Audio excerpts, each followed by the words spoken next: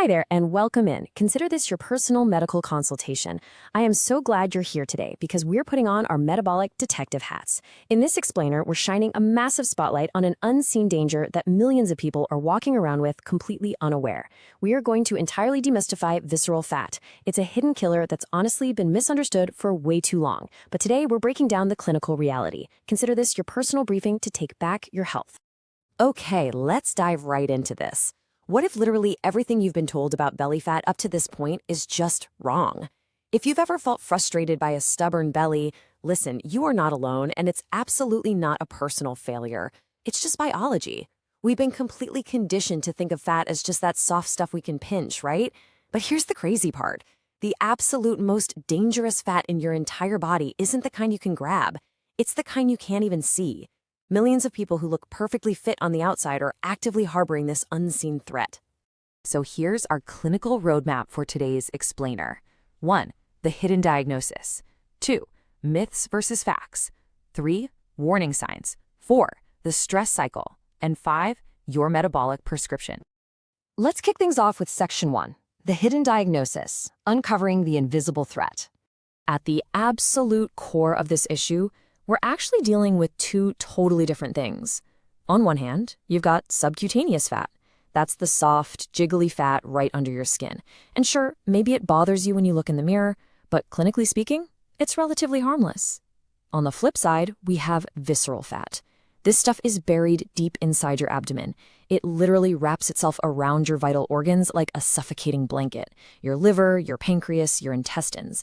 And it doesn't just sit there like a dormant storage tank, it acts like a highly toxic living organ that pumps inflammatory chemicals and toxins straight into your bloodstream.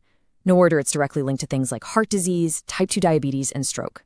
Which brings us to a really fascinating, though kind of scary, clinical term, TOFI. That stands for thin outside, fat inside. You know, you could step on a scale, see a perfectly normal BMI, look incredible in your clothes, and still be loaded with dangerous levels of internal visceral fat. Basically, just because the scale says you're at a normal weight doesn't automatically mean you're metabolically healthy on the inside.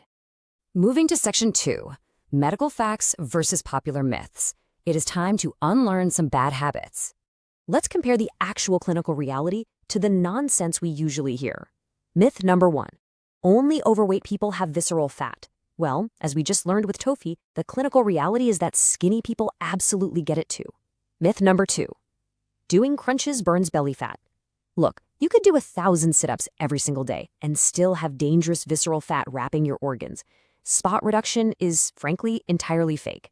And myth number 3, fat is just stored energy. The reality, visceral fat is highly metabolically active. It's in there actively damaging your body through chronic inflammation. Next up, Section 3, Review of Systems, Spotting the Early Warning Signs. Let's look at some physical clues. There is a very distinct physical difference you can check for right now. If your belly is soft and kind of jiggly, that's mostly that harmless subcutaneous fat. But if you have a protruding belly that feels really hard to the touch, like a drum, that is a massive red flag. That firmness you're feeling, that's actually the visceral fat tightly packing your internal organs behind the abdominal muscle wall. But the warning signs aren't just physical, right? They're chemical. I want you to treat these metabolic markers as a mental checklist to bring to your next physical exam. If you're dealing with unexplained low energy or constant brain fog, or if your blood work comes back showing high blood sugar or high cholesterol, these are huge internal clues that visceral fat is silently wreaking havoc on your system. Now, if you want the ultimate, at-home, vital sign for dangerous fat storage, this is it. Grab a tape measure. For men, a waist size over 40 inches, and for women, anything over 35 inches, those are the critical thresholds. If you are crossing those numbers, the clinical probability that you are harboring high levels of visceral fat is just exceptionally high. Now, while a tape measure and checking your symptoms are fantastic starting points, I want to be entirely thorough with you. The only truly accurate clinical way to measure the exact volume of internal fat you're carrying is through specific medical imaging. If you and your doctor really need deeper insight, you should ask about getting an MRI, a CT scan, or a DEXA scan. These scans look right past the skin and give us the exact, undeniable diagnostic picture.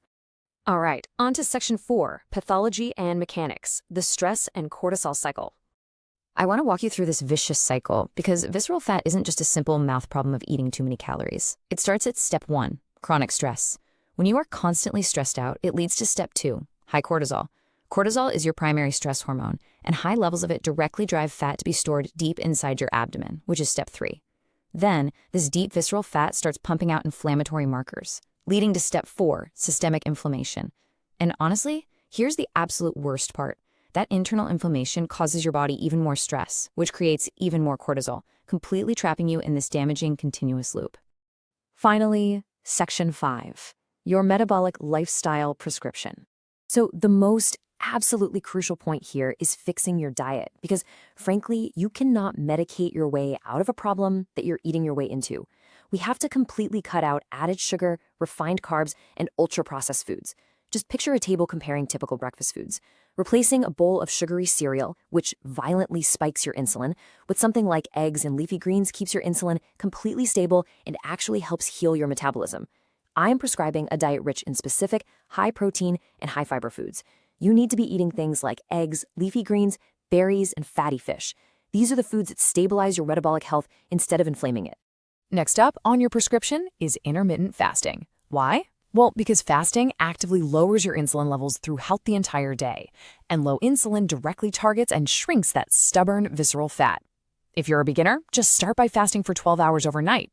Easy, right? Then, as your body adapts, you'll want to gently push that to a 16-8 schedule.